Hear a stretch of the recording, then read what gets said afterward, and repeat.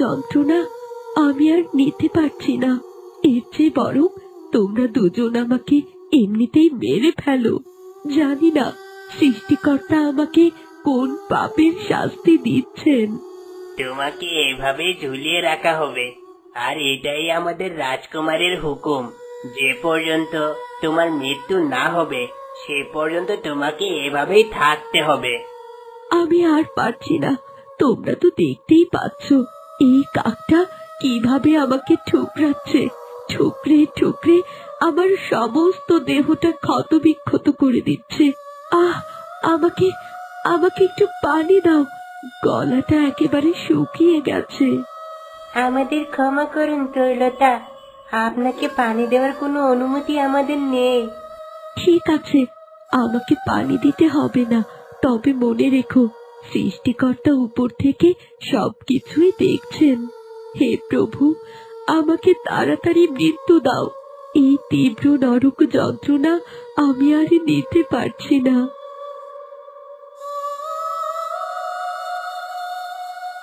অনেকক্ষণ হয়ে গেল, তরুলতার কোনো সাড়া শব্দ পাচ্ছি না। মনে হয় তরুলতা মরে গেছে। চল আমরা গিয়ে রাজকুমারকে খবরটা নিশ্চিত করি। হ্যাঁ হ্যাঁ চল, তবে একটা কথা না বলে পারছি না, তরুলতার মৃত্যু সত্যি অনেক কঠিন ভাবেই হয়েছে। আহ, এসব ভেবে আমাদের কোনো লাভ নেই। আমরা আদার ব্যাপারে, আমাদের জাহাজের খবর নিয়ে কি লাভ বল? এসব রাজকুমার বুঝে নেবে।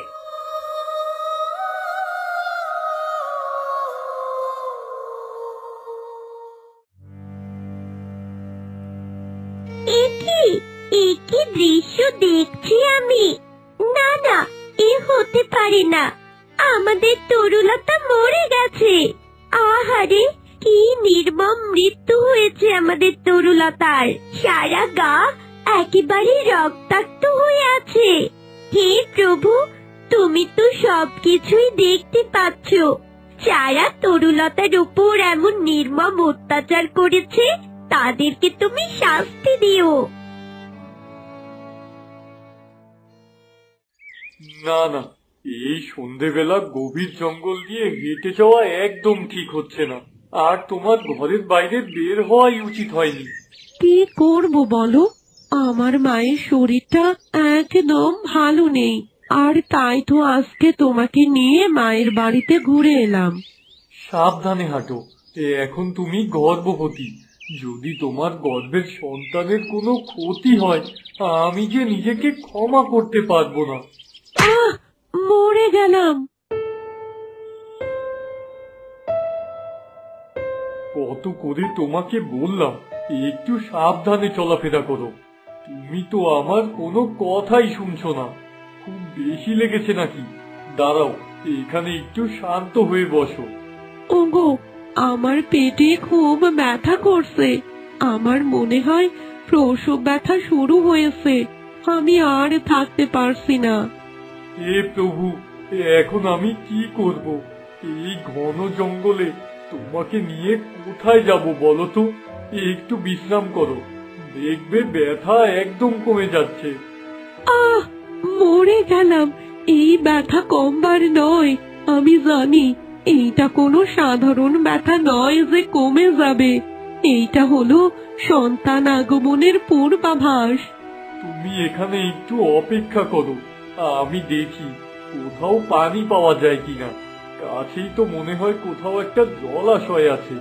যাই, আমি বরং তোমার জন্য একটু পানি নিয়ে আসি।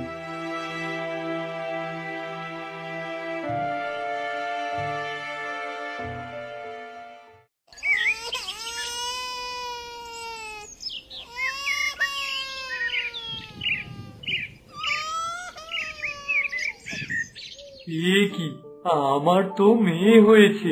ওগো, তুমি চোখ মেলে দেখো, একেবারে চাঁদের মতো মুখ। আমার মেয়েটার গায়ের রং ধবধবে সাদা। আজ থেকে তোর নাম দিলাম শ্যামা। কিন্তু আমার স্ত্রী এখনো চোখ মেলে তাকাচ্ছে না কেন? কেন গো, শুনছো? ওঠো, আমাদের যে বাড়ি ফিরতে হবে। এ কি, আমার স্ত্রীর হাত এত ঠান্ডা কেন? হে প্রভু, আমার স্ত্রী তো নিঃশ্বাসও নিচ্ছে না, তার মানে কি ও মারা গেছে? তুমি তুমি আমাকে কোন পরীক্ষায় ফেললে প্রভু? এই ছোট্ট বাচ্চাটাকে এখন আমি কি করে মানুষ করব?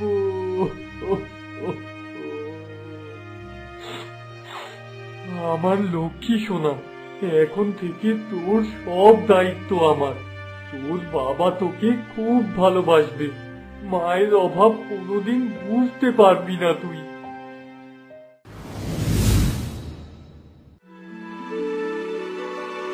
আজ আমার একদম বাড়ি ফিরে যেতে ইচ্ছে করছে না। আজকে সকালটা সত্যি অনেক সুন্দর। ইচ্ছে করছে নদীর পাড়ে অনেকটা সময় কাটিয়ে দেই, কিন্তু না, আমাকে বাড়ি ফিরতে হবে, তা না হলে মা আমাকে খুব মারবে।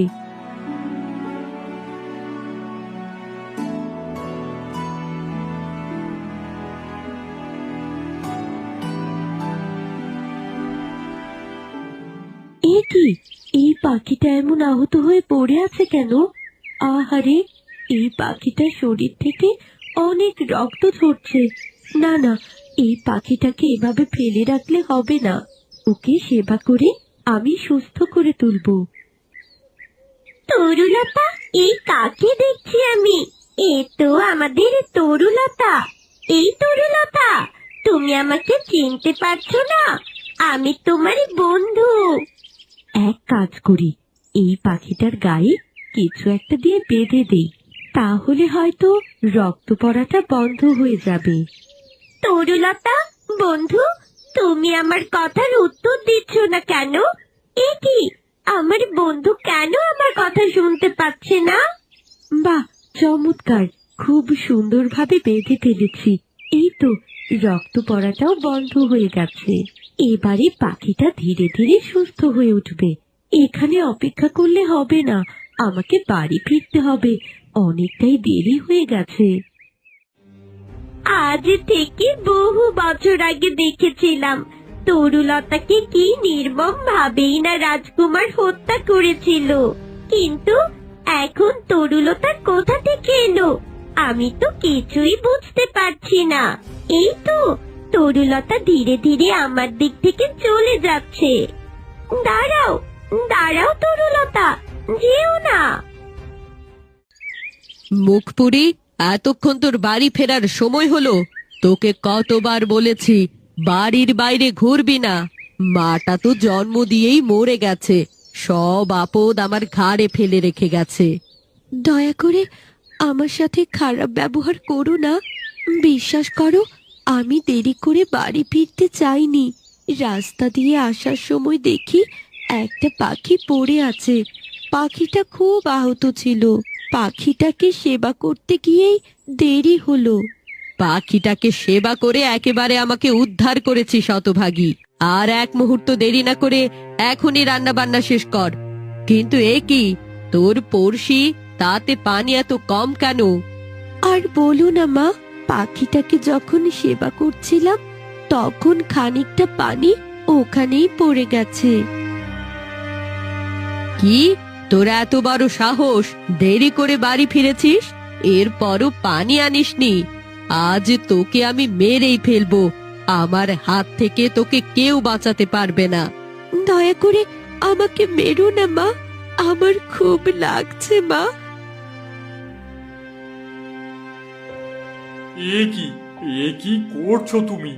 আমার মা মরা মেয়েটার গায়ে তুমি আবার হাত তুলছো? তোমাকে কতদিন বলেছি আমার মা মরা মেয়েটার গায়ে হাত তুলবে না। ছাড়ো বলছি, ছাড়ো, এখনই ওকে ছাড়ো, তা না হলে আজ খুব খারাপ হয়ে যাবে বলছি। ছাড়বো না, এই হতভাগীকে আজ আমি কিছুতেই ছাড়বো না। ওর শেষ আমি দেখেই ছাড়বো।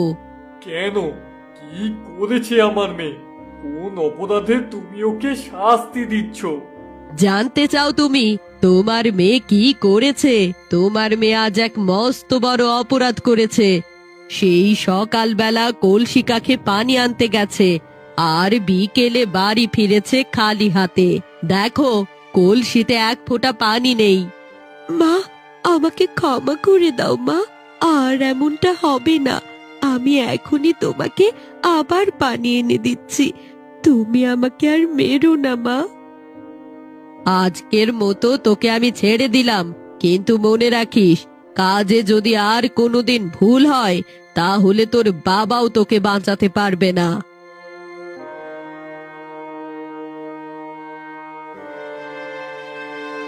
কাঁদিস না মা, তুই আমার মা মরা মেয়ে।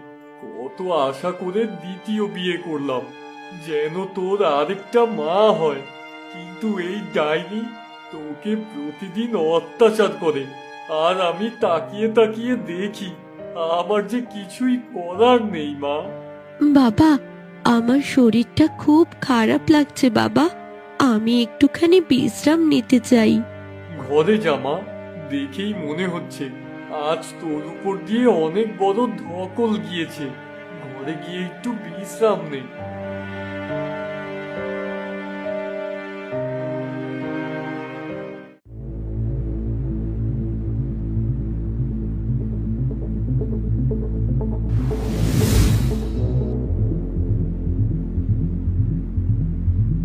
এ কি, এই স্বপ্নটা আমি আবার দেখছি।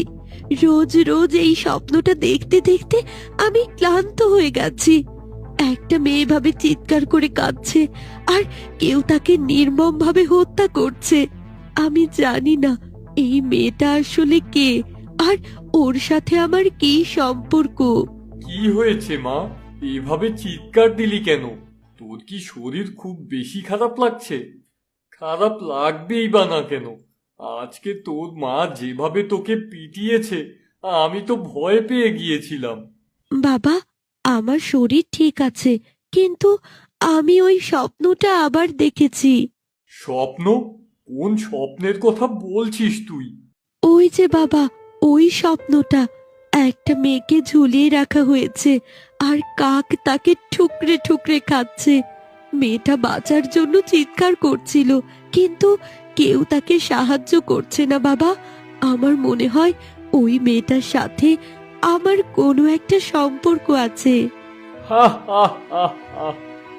ওই মেয়েটার সাথে তোর কোনো সম্পর্ক নেই। তুই যা দেখেছিস সব ভুল দেখেছিস। লক্ষ্মী সোনা আমার, এখন ঘুমিয়ে পড় মা। আমি ঘুমিয়ে পড়ছি, তুমিও ঘুমিয়ে পড়ো।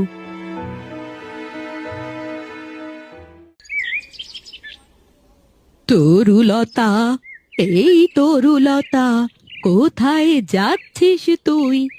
আমাকে চিনতে পারছিস না? আমি তোর বুড়িমা। আজ কত বছর পর তোকে দেখলাম। সেই চোখ, সেই মুখ, কিছুই যেন বদলায়নি। আপনি আপনি কাকে ডাকছেন? আমার নাম তো শ্যামা। শ্যামা? শ্যামা বলছিস? তোকে দেখে কি কেউ বিশ্বাস করবে? চোখ দুটো, মুখটা ঠিক আগের মতোই। তুই তরুলতা ছাড়া আর কেউ হতে পারিস না। আমাকে ছেড়ে দিন, আমি আপনাকে চিনি না। হায় হায়, এত বড় ভুল!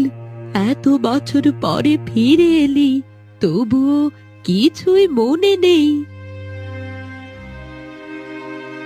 তুই কি জানিস না, তোকে এই জঙ্গলের মাঝেই মেরে ফেলেছিল রাজকুমার। তরুলতা? তরুলতা কাকে বলছেন আপনি? আমি তো কিছুই মনে করতে পারছি না। মনে করার সময় এসে গেছে মা। আজ থেকে 18 বছর আগে এই জঙ্গলে তোর জীবন কেড়ে নেওয়া হয়েছিল, আর আজকে তুই আবার জন্ম নিয়ে ফিরেছিস এক নতুন রূপে, নতুন নামে।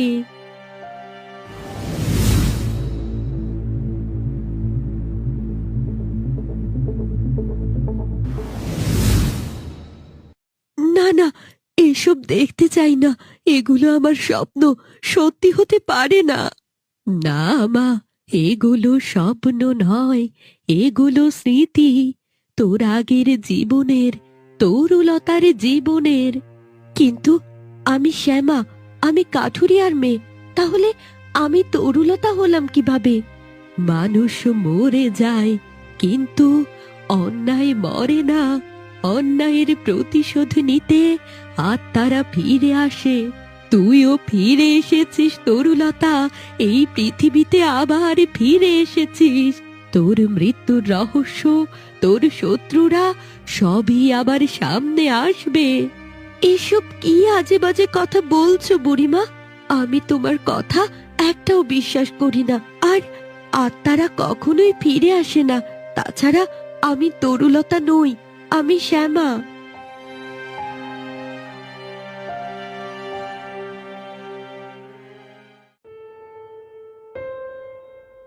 জানি না কেন বুড়িমা আমাকে তরুলতা বলে ডাকছিল। এই নামটা আমার খুব পরিচিত মনে হয়। তরুলতা।